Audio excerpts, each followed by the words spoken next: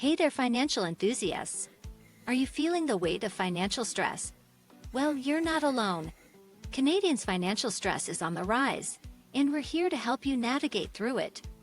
Welcome to the Tortoise and Hare Financial Podcast, where slow and steady wins the race to financial freedom.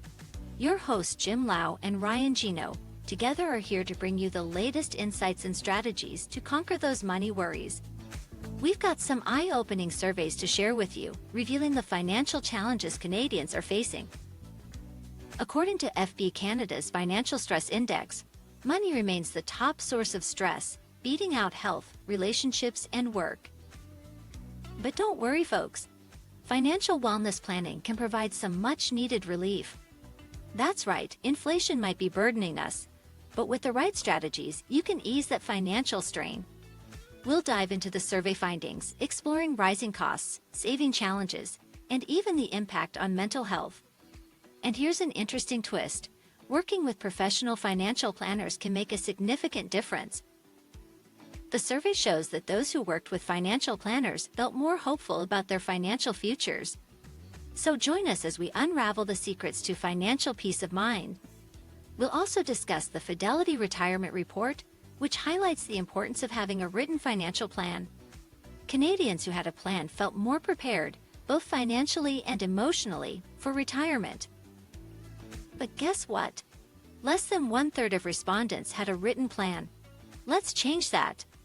Get ready for expert advice, actionable tips, and inspiring stories of financial success. Because here at the Tortoise and Hare Financial Podcast, we believe that everyone can win the race towards financial freedom. So grab your headphones, subscribe to our podcast, and get ready to take control of your financial future. Remember, slow and steady wins the race. Stay tuned for the Tortoise and Hare Financial Podcast, where your journey to financial freedom begins.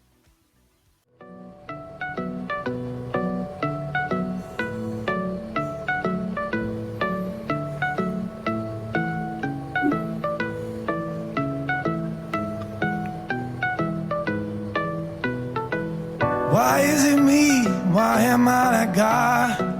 I still buy low and still sell high. But as much as I try to get balance and get by, I make the money, then I get high. The beast in me won't let me. Well, I'd like to welcome everybody to the Tortoise and the Hare Financial Podcast. My name is Jim Lau. I'm your host today, and joining me is my co-host, Ryan Genoe. Ryan, how you doing? I'm doing great. I got my golf shirt on. Summer's hitting. It's ready to enjoy more fun in the sun. And obviously today is how people can enjoy a little bit more fun in the sun and not have to worry all the time. Yeah, you're right, and also feels like we haven't talked to each other in a while.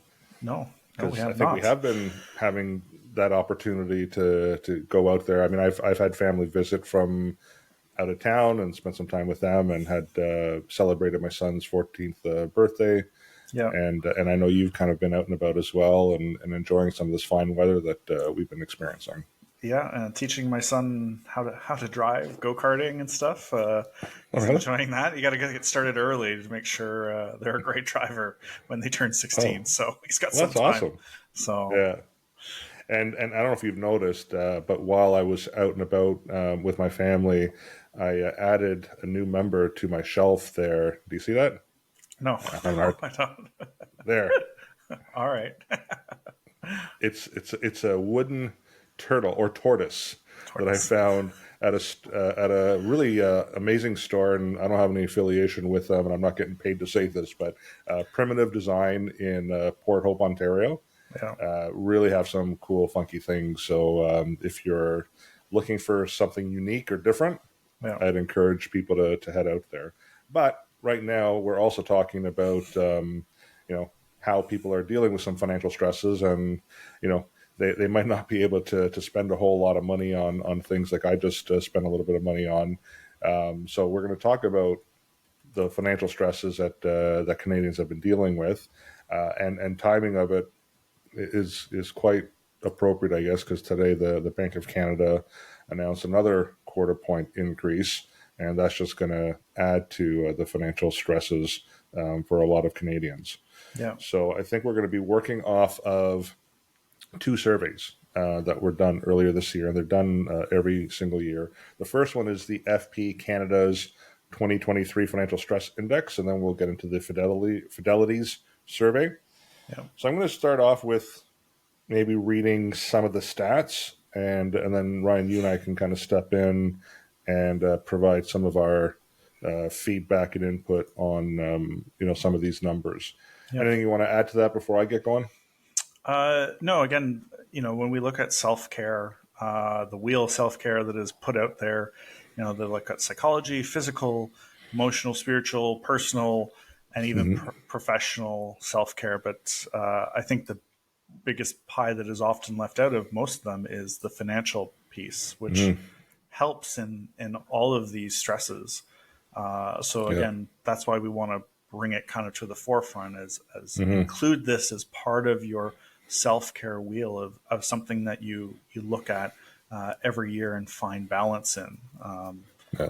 Obviously it brings freedom to people with the ability to do things and save for their goals and things that are coming up. And again, we encourage people to ask questions, give us a call, to kind of walk through some of the ideas. And we're here to help and answer people's questions. So, for sure. Well, I've definitely noticed, before I kind of get into the nitty gritty here of the data, just in my client base in the last year, I've noticed a lot of clients calling, emailing, looking for some assistance. I just had one early this morning. People just don't know what to do right now. They are stressed. Many who have variable rate mortgages, and every single time there's been an interest rate increase, their payment has been adjusted. I've talked to clients who are now paying $1,000 to $1,500 more per month, which they hadn't budgeted for. So, it's a very real problem right now. And there is some good news for sure, and we're going to get to the good news, but let's dig into some of the data. So I'm going to start off with FP Canada's 2023 Financial Stress Index. And this one here is based on a survey of about 2,000 Canadians. And what they had found is that money remains the top source of stress. So right now, 40% of those respondents have indicated that money and financial stress is their number one cause of stress right now, compared to personal health. So only about 23% of them have said, personal health is of main concern, and relationships at 17% and 16%. And that's 40% marker. That's now 6 years in a row that money is the main source of people's stress or people's stresses right now. Yeah. Does that surprise you at all? I'm surprised the number isn't higher. And when we talk about personal health, relationships, and work, I wouldn't be surprised if that number bleeds. It really should be bleeding into all three of those that are the following one, right? Work stress, sometimes it's money related, that they're not getting paid enough for what they're worth. Relationships, the stress within a relationship could be somewhat money based. And I know we've been sending out a series lately about relationship and marriage recently, and we've talked about it in previous podcasts. And then personal health too. If you don't have the money to go see the right specialist, whether it's a massage therapist or somebody for your own personal need, then you're not getting it. So again, that's being the financial wheel, adding that piece of the pizza pie in there, I think really trickles into all the three of the stresses that happen with people on day to day. So 40% of respondents. I'm surprised that isn't higher. So well, the next one here, which is I guess I don't know if it's been surprising based on what we've been dealing with, but rising inflation was the main pressing concern for people, with the increased cost of goods and services, particularly gas and groceries. And that's one that I know that I'm talking with friends and family in our gatherings recently. They are still dealing with The grocery costs as being a major factor. Fuel costs are down compared to last year around the same period of time, but we're still paying well over $1.50, almost $1.60 of regular gasoline. So that's, inflation has been a major issue. And if I look at the numbers here, it says almost half of the respondents, about 48%, had less disposable income compared to the previous year. So that's up from 39% in 2022. And I think part of that is, again, they are paying more for gas, they are paying more for groceries, but also there's that interest cost that they're bearing now on their variable rate mortgages. Yeah. Yeah, I think especially the grocery is the area that I find I'm talking with more clients about, and they're sharing with me some of their stories of how they're getting through it. Obviously, meal planning is a big one. Looking at making sure that they don't have waste of their food, and people are growing gardens, like myself, growing garden in the backyard to help make sure. And again, that goes back to a mental health thing too. Being able to get out in nature and the garden really helps people kind of de-stress with a lot of these things and really think out some of the stuff that's on their mind. And pulling weeds is a good de-stressor too. So get out you of can their do weed. it at my house. Yeah, come over to my house. You can do the same thing here. Well, here's another one that's a little bit concerning now. So savings was a challenge with retirement savings, 35%, and saving for major purchases, 32%, being areas of growing concern.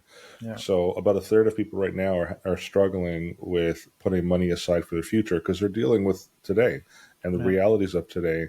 And I'm just wondering what that impact is going to be, as people get closer to retirement, right? Because right now they're not thinking about setting money aside for, their retirement. They're worried about putting food on the table today, putting gas in their vehicles, right, and making those mortgage payments. Absolutely. And the reason why we're going through some of this with people is, if you think you're alone, you're not alone. This is, again, many Canadians are going through this. This is not a unique situation. So if you feel that you're the only one or you're alone in this, you're not. There are a lot of people going through some of these challenges. Yeah. The next one is also concerning because it says more than 1/3, so about 36% of the respondents experience mental health challenges related to financial stress. Yeah. Well, that's scary. It is scary. And again, I think that number is lower than it is because of people just not wanting to say whether it's actually affecting them. Sometimes I don't feel like I'm stressed, but I feel stressed through my shoulders, and my shoulders get really tight in my neck, right? So that's my body's way of saying you're stressed. And again, the reason why we talk about this, and we will continue to talk about it, is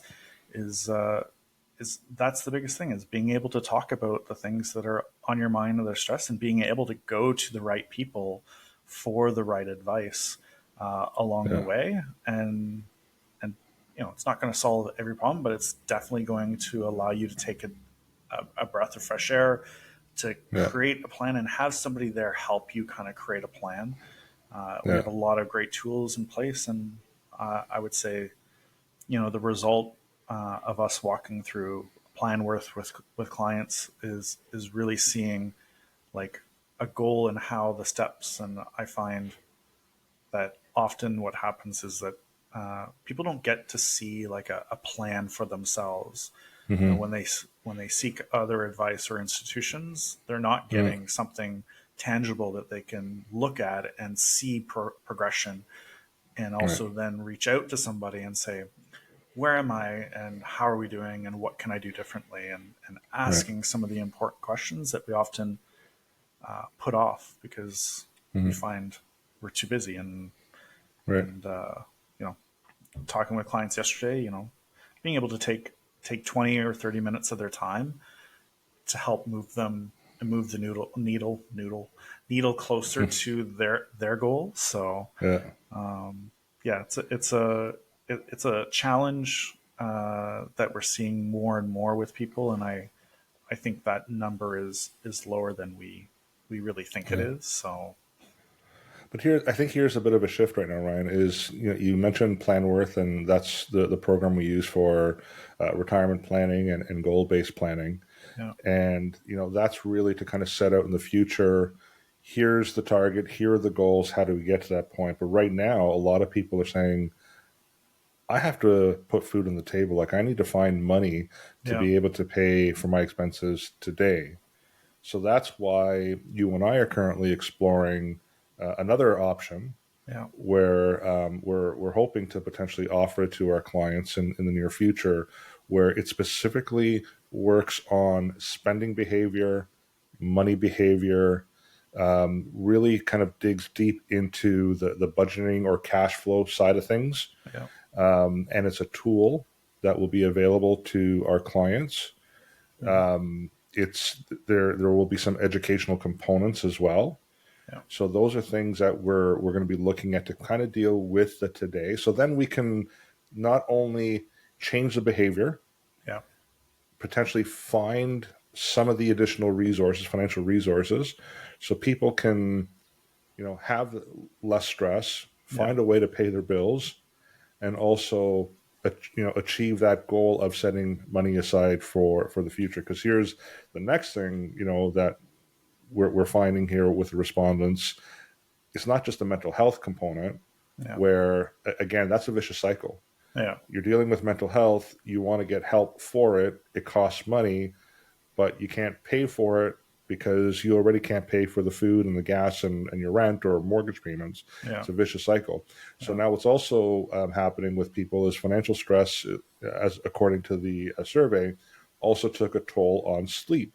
Yeah. With almost half of the respondents, like 48% of respondents are reporting that their sleep has been disturbed or disrupted due to money worries, where compared to last year, that was about 43% of respondents were saying that sleep has been impacted by a lot of the stress. Yeah.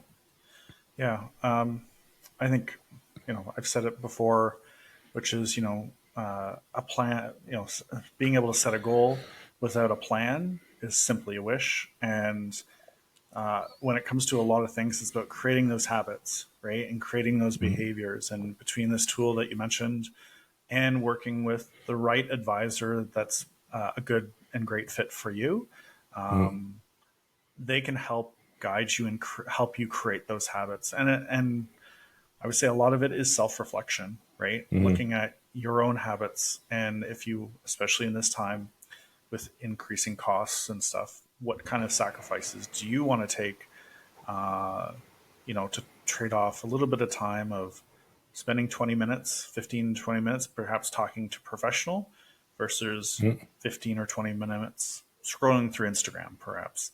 Yeah. I'm guilty of it too. So, Yeah. but what small step of 15 minutes? And I remember years ago, somebody saying that just breaking things up into 15 minutes, how in the next 15 minutes can you work towards a goal or do your own personal growth? And how that will support yourself in getting through the right amount of sleep, Right. the stresses that are going on in your life. So, and then these are things that are being shared with clients of mine that are coming from their own professions too, and experts that are giving me the feedback that I can be able to share with others too. So, Yeah. yeah, Yeah. But I think, if they're able to work through a process, learn about money, yeah, learn about money behavior, yeah, and recognize that, hey, if they make some adjustments, that perhaps there is a little, that tightness around their neck, that noose around their neck, the financial noose around their neck, yeah, will get loosened up a little bit. yeah, And I think that's really what people need, because there are a lot of tools out there, yeah, but a lot of the tools are offered through financial advisors, financial yeah, professionals. yeah, There really isn't a lot in terms of where people can just kind of self-help when it comes to finances. yeah, Or the danger is they'll go on social media and they will found a lot of false information about, spending money, budgeting, cash flow, investing, and it just there are a lot of people that know that there are people who are desperate right now, and they're taking advantage of that. And I think people just need to pause and really research, is this the right answer for me? Is this the right solution for me? As opposed to just jumping in because of the desperation that people are feeling right now, Yeah. right? But there is good news, right? So the good news here with the people that were surveyed is that for the respondents who worked with a financial planner, said that they felt hopeful about their financial future. So 59% Yeah. of the respondents who worked with a financial planner, so they actually feel very hopeful. So to your point, work with a professional because it's going to give you a different outcome. And that 59% is compared to those who didn't work with a planner. So the ones who are not working with a financial professional, Yeah. only 46% of them feel hopeful about their financial future. Yeah. Right? And the other thing, too, is I don't know if you want to add to that before I move on to the next point.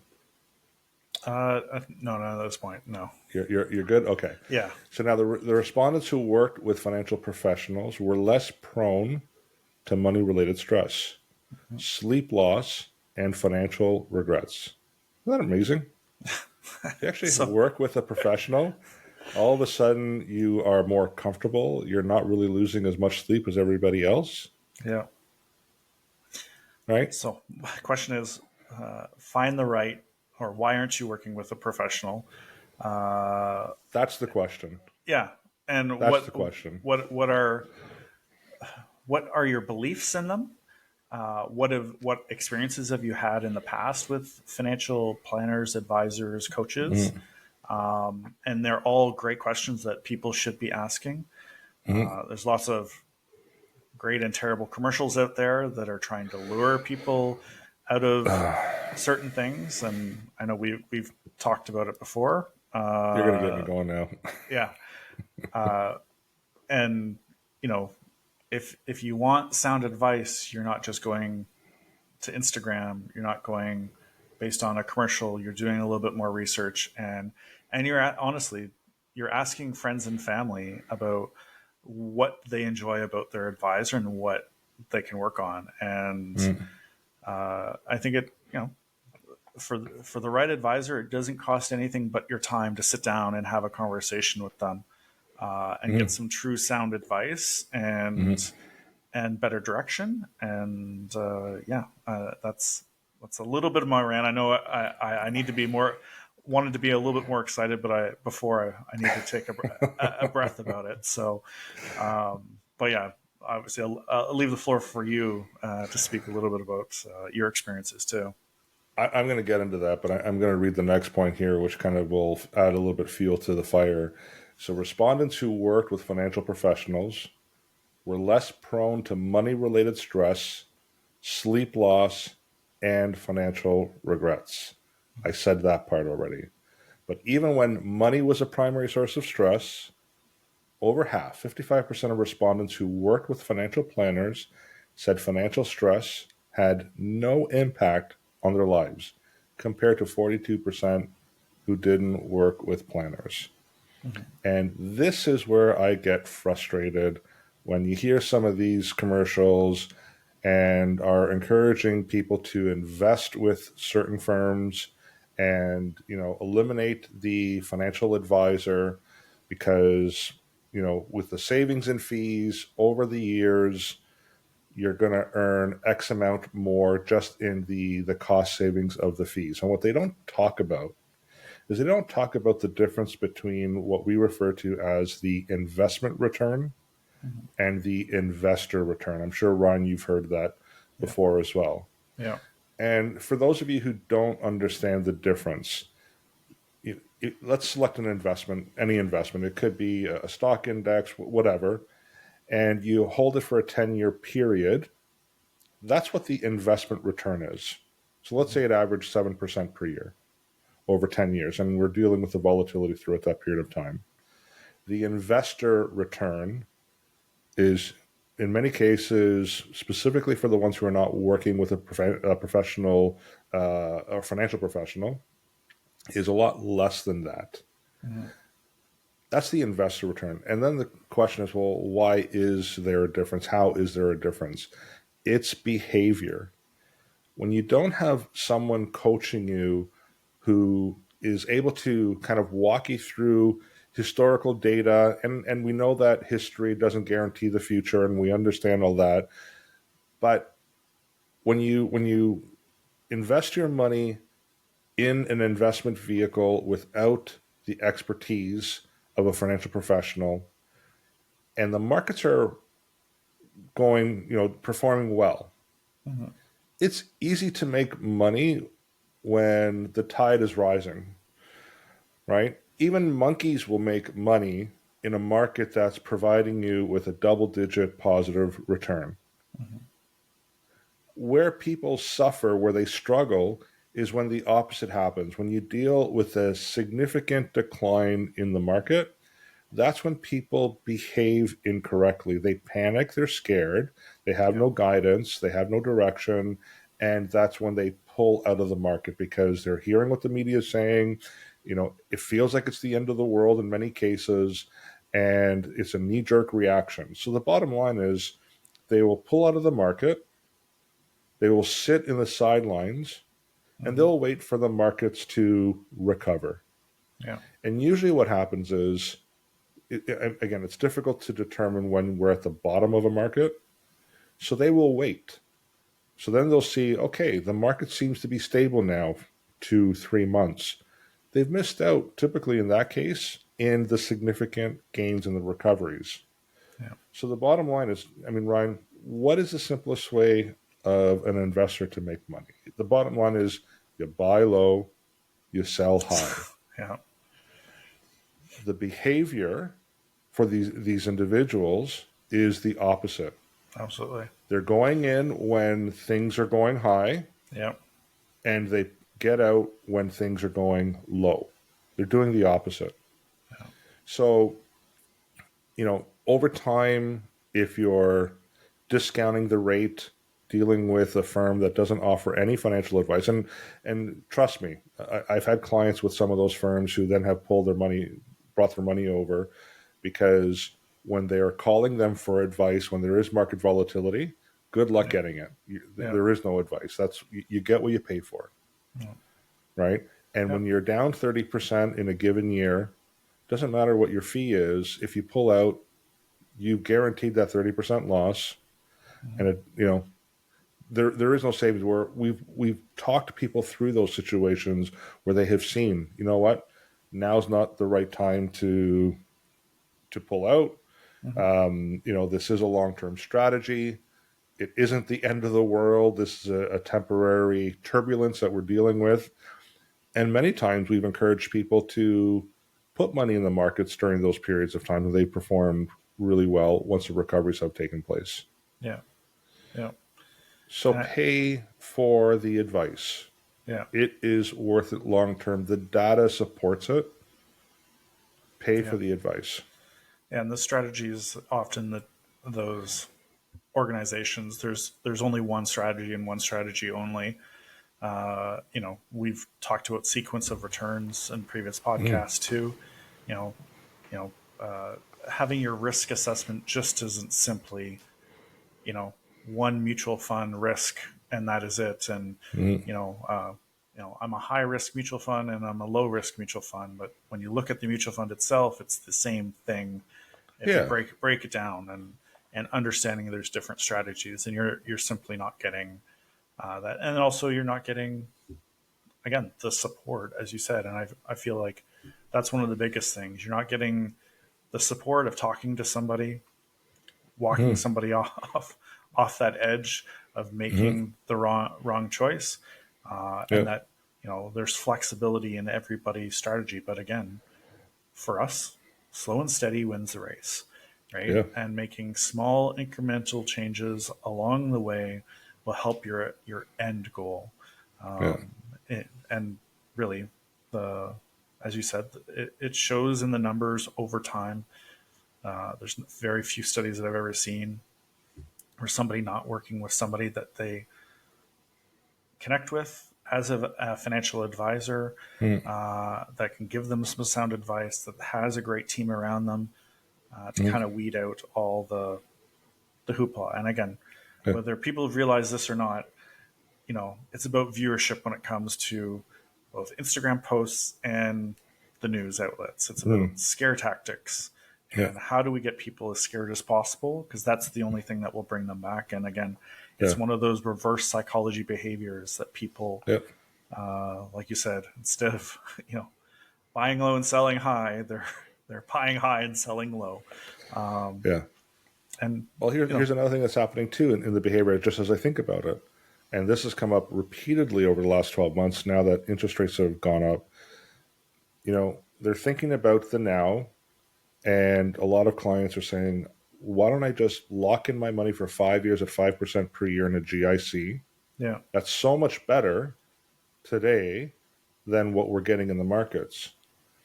And I've been doing this for 34 years, and I've experienced this in the past many different times through different market cycles. I will guarantee you that 2 years down the road, when they're still locked into that GIC at 5%, and let's say the markets are all of a sudden back to, they're stable and they're performing, really, really well, because they will at some point. We just don't know when that's going to happen. Yeah. I will guarantee you that those clients that locked in at 5% who are now missing out on those strong high single-digit returns, even double-digit returns, are now going to complain that they're only earning 5% on their money and it's locked in. And that's another behavior that we're currently dealing with as well today. They're just thinking about the today. They're not thinking about the consequences of that decision in the future. Yeah. Right. And the other thing too is they're putting money into GICs at 5% non-registered investments. Well, the bottom line is, if you're at a 30% tax bracket, people don't see the actual tax bill on that 5% GIC because it's not coming from their GIC. It's coming from their regular expenses. It's coming from their bank account. Yeah. But at 30%, your 5% is now net 3.2, and that's still not keeping up with inflation. So you're not really earning any purchasing power in that 5% GIC. All you're really doing is giving yourself a bit of a comfy, cozy blanket because it's just like, hey, I don't have to deal with the ups and downs. But if you really break down the numbers, you're not further ahead in a long-term strategy. And we talk a lot about lost opportunity for people too. And by locking the money in, an opportunity comes up to, whether it's you need to buy something. This is what's happened. Obviously, we talked about it. Your AC goes or something with your roof. Your money's locked in. You can't access that money. So it's, again, another reason working with a financial advisor, coach, planner is seeing things that potentially could happen instead of just thinking in the moment. And often people work with institutions that are just thinking about right now. How do they get paid right now and make sure they lock you in or because, institutions are making a lot of money on paying you 5% while they're making a lot more than that, right? So, they're paying you 5. Yeah. They're taking that money. So, let's use a very basic example here. You go to the bank with your $100,000 and you lock it into a GIC at 5% for 5 years. The bank knows they have your money for 5 years. Yeah. So they're going to pay you 5. But where do you think they're getting that 5% from? It's not coming from their pockets. They're now taking that $100,000 and they're lending it out on a mortgage, for example. 5-year mortgages right now, I believe, are like 6.7%. Yeah. So they're collecting 6.7% from the neighbor. And out of that 6.7%, they're paying you your 5 because the neighbor locked in for 5 years on their mortgage as well. Yeah. So they know they've got you locked in for 5 and they've got the 6.7% coming in for 5 years. Wonderful. They take the spread between the two. They give you your 5 and they've made almost 200% on their money. Yeah. Is it 200%? No. I'm off with my percentages, but they've made a lot of money, off of somebody else's money. Yeah. And that's the part that people don't see. They're thinking, this is a wonderful, strategy. Yeah, for the bank. Yeah. Right. So if you want to put your money into GICs, and we're not saying you should necessarily, just be aware of the impact of some of these decisions. Yeah. And people are not aware, and that's why sitting down with us, we will show them. And if at the end of the day you still want to move forward, if it still makes sense with the GIC, that's fine. But just be aware. Or at the very least, what you and I would encourage them to do is don't go into a non-cashable GIC. Take a slightly lower rate of return, get into a cashable. Because what if things do change, and they will change? Yeah. At least you can get yourself out of that contract and start to invest in a different way. Yeah. Yeah. I get a little heated with these things sometimes. That's good. But we're here to inform, right? And that way people think through other ways of doing things besides what's been really ingrained in our brains through marketing and pushy brainwashed. Yeah. So right. Yeah. All right. So let's move on to the Fidelity report now. And even going back to some of this other data, like this is consistent year over year. Yeah. It's consistently when we hear this data, I mean, it might vary a few percentage points up or down, but the end result is people who work with a financial professional typically outperform the people who don't. Yeah. That's just the bottom line. So let's talk about Fidelity report now. So the Fidelity Investments Canada report further underscored the value of financial planning and professional advice in navigating retirement challenges. Now we're going to talk about retirement. So the Fidelity Retirement Report for 2023 found that respondents were feeling less optimistic about retirement, with 73% of them saying they felt positive about their outlook in retirement, down from 80% in 2018. Mm-hmm. So we still have almost 73%, almost 75% saying that they're less optimistic. Let me just see here. Only 73% of them said that they felt positive. Right, so that's down from 80%. So that's fairly significant. Yeah. The rising cost of living was the primary obstacle holding respondents back from retiring. Yeah. So as a result, 42% of respondents reported saving less compared to the previous year. So can you imagine? Inflation now is basically holding people back from retiring. Yeah. And we need to find a way to keep up with inflation and outpace inflation when we look at building our portfolios. Yeah. And you're not doing that in a locked-in GIC at 5%. Anything to add to that? Again, going back to what we've talked about, sequence of returns, understanding your strategy can't just be one source of income, but different areas, different sources of income through the highs and the lows of the market, especially for those that are retired that, are a little bit more budget aware of what's going on and what their spending is in retirement. Obviously, talk to clients that are putting off travel more recently, more spending time at home and with close friends, than going and doing the things that they hope to have done in retirement as they had planned. But again, with the clients that we've worked with that worked with us and had that strategy of different, I feel like they're feeling less of this conversation, this impact of the way the market's going. And again, as the beginning of the article says, we have kind of proof of how we work with clients that have shown a little bit of ease with talking with us. We're very fun guys to talk with. Let's admit it. So we're mostly not all riled up when it comes. We're fairly easygoing for the most part. Yeah. So and we listen to what the underlying meanings of what's going on, and you don't get that from talking to a AI programmer or whatever they've instituted at these institutions. So. Well, let's talk about, here's an example with some clients that we've worked with recently who have had some financial challenges. We set them up with permanent insurance policies that were building up cash reserves over the years.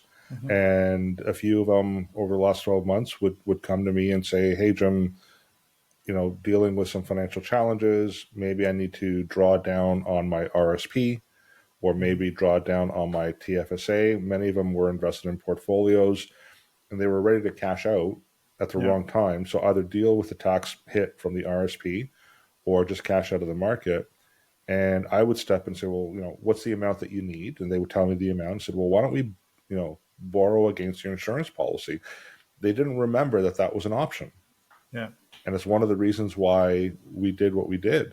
And when you're investing in a dividend paying whole life insurance policy, the cash, the dividend that you earn every single year has no bearing on how the market's performing. You earn the dividend, it's yours. It can't take it back. There's no market fluctuation. So many of them have actually saved their portfolios by accessing funds in their whole life insurance policies. Yeah. Another way of looking at it is they become their own bank because they're borrowing it from themselves, but there is no credit application. It's you go to the insurance company, say, I need to borrow X amount against my cash value of my insurance policy. Great. It's a form. Money's in your account within 5-10 business days. Yeah. Right. So again, the benefit of working with financial advisors. I have clients who maybe have purchased a whole life policy from another advisor 20, 25 years ago. And they're coming to me again saying the same thing, cashing out securities or whatever they're looking to cash out.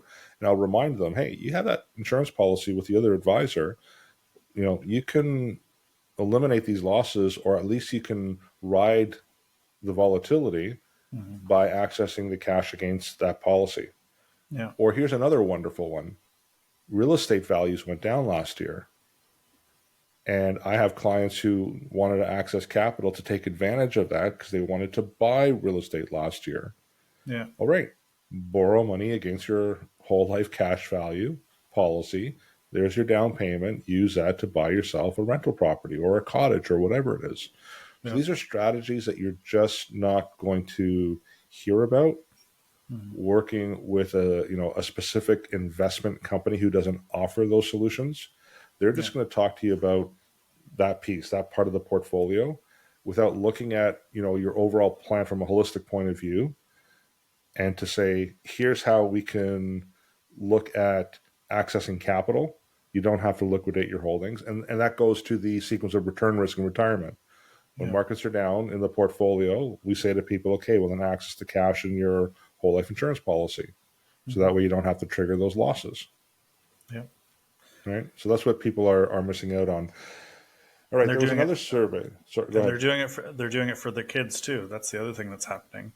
The older generation that has the means, they're helping support their younger generation through these insurance strategies, right? Yeah. And that way they're building up. So, when you're young, that's the best time to look into insurance because it's so much cheaper, and maintain it and allow that cash to build up for the opportunity to do these things. So, and it's providing some capital for those kids when they're of age to access the capital. It could be for education purposes. It could be for retirement purposes. It could be for the purchase of their first home, right? It's there, and the parents don't have to deregister or access their own retirement capital to help the kids out because they've already started that plan years ago. So these are things that, again, you just won't hear about in working with some of the investment firms that are promising a lower rate or lower management fee. Yeah. All right, so let's talk about another survey from the Healthcare of Ontario Pension Plan. So 44% of the respondents said that they haven't set any money aside for retirement in the past year. That's an increase of 6% year over year. So again, similar trend, right? We've got to put food on the table today. We have to put gas in the vehicle so we can go to work. Yeah. So we can't worry about the future. We'll figure that out down the road. They're basically kicking the ball down the road is what they're doing. Yeah. So that's scary.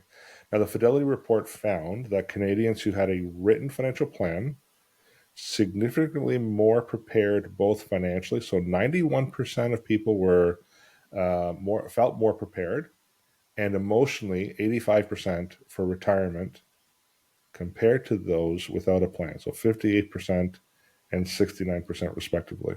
That's so those with written plans, so the ones who've had a written plan, 82% worked with a financial advisor to build a plan. So to your question, why aren't more people doing this? Yeah. Right? And only 28% of the respondents had a written plan. Yeah. So there's still 2/3 of people out there that don't have a plan in place, to kind of work on their current financial situation. So let's again talk about the cash flow piece. Yeah. They don't know what that looks like. People just see money coming in and money going out and don't really understand what they're spending their money on.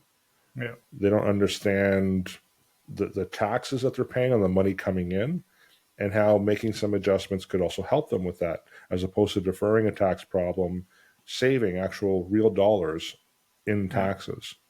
Yeah. So, Ryan, what do you think people should do? It's simple. So simple. Have a plan, have a written plan. If you don't have an advisor, if for yourself, if you don't have something written down, it's really, as I said, a goal without a plan is simply a wish. And by sitting down with advisor and those that are working with advisor, going back to them and saying, show me my plan. Where's my plan? I want some tangible that I can see and look at, that shows me. And again, the plan changes constantly, because whether it's, you buy a house, you buy a secondary, you have to buy a car, you go to school, you have a child, you get married, you get a raise. Like, there's all these factors. You get, an inheritance. All the plan is constantly changing. So, we're at minimum checking in with clients for us once a year, but clients have the access to us. And when these changes happen, what are they doing? They're booking appointments. Okay, a change has happened. And I jokingly say this with people, but it's serious. Like, something big happens in your life. I want to be in the top 5. Who are the top 5 people that you call when something significant happens, right? And how that can affect your written plan, and how we can make adjustments and create new strategies, and that it is forever evolving. It's not just set it and forget it. And hopefully that way of thinking is the way of the dodo bird. But working with a professional is the key. And again, when it comes down to the numbers of people that feel less stress, they feel that they're more prepared for both their goals and retirement. Again, go to the people, friends and family that work with a great financial advisor. Our business is people referring more business to us because they enjoy working with us. Well, they enjoy it, but like. they see value. They see value as well. Yeah. Right. There has to be. I mean, there's one thing to just say, "Hey, you're good guys, and we like working with you," but they also have to see the value behind the advice that we're providing them, because there is a cost to it. Yeah. And the cost is, again, what you pay in terms of the management fee with the investment firms that we may recommend. So there is a cost to that, and there has to be value. And I just want to clarify too, when we say written plan, it doesn't mean necessarily written on paper.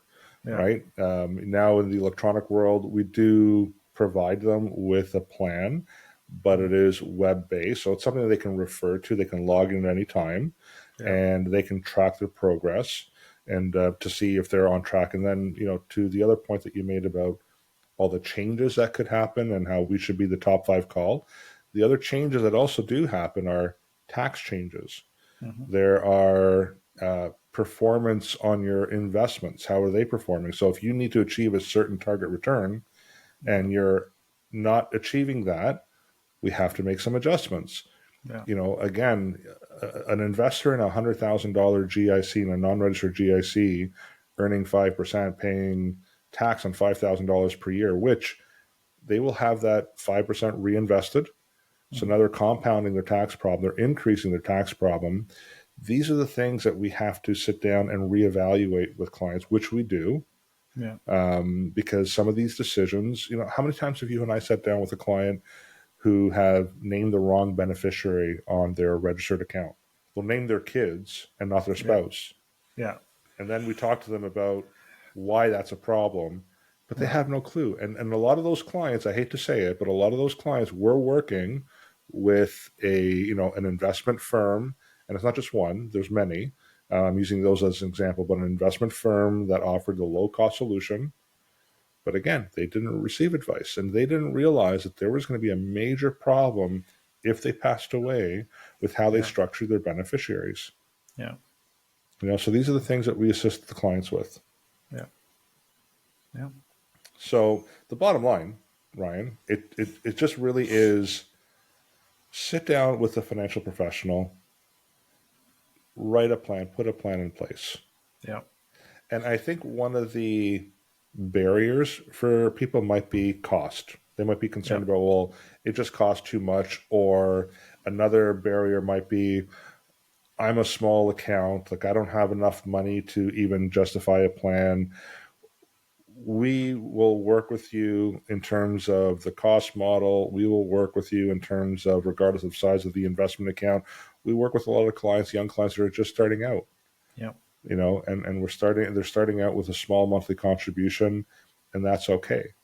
So I'd be more than happy to, for anyone who reaches out to us and they'd like to find out a little bit more, we can discuss how we're compensated, what the compensation fee might be.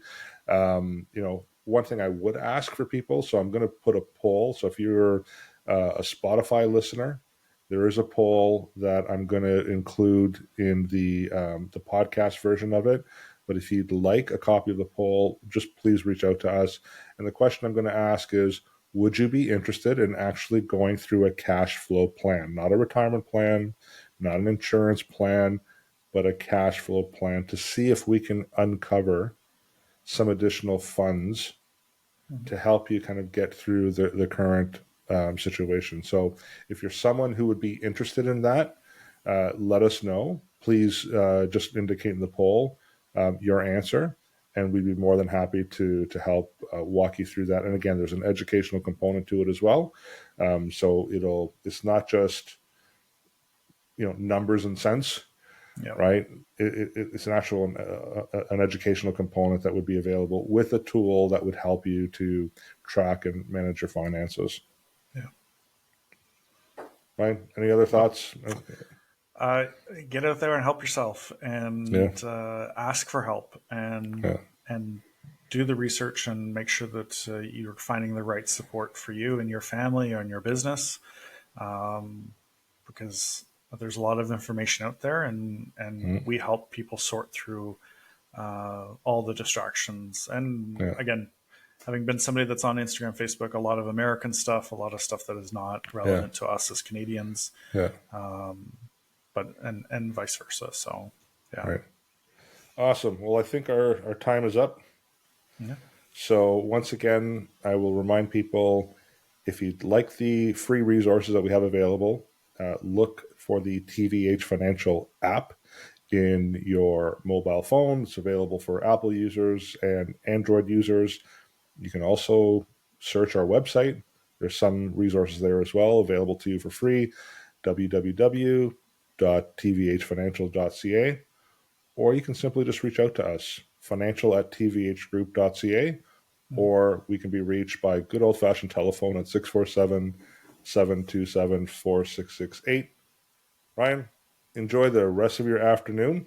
Thank you. You too, John. And we'll be reaching out to people again with another episode, hopefully in the next week or so. Right. Everyone, thanks, and take care.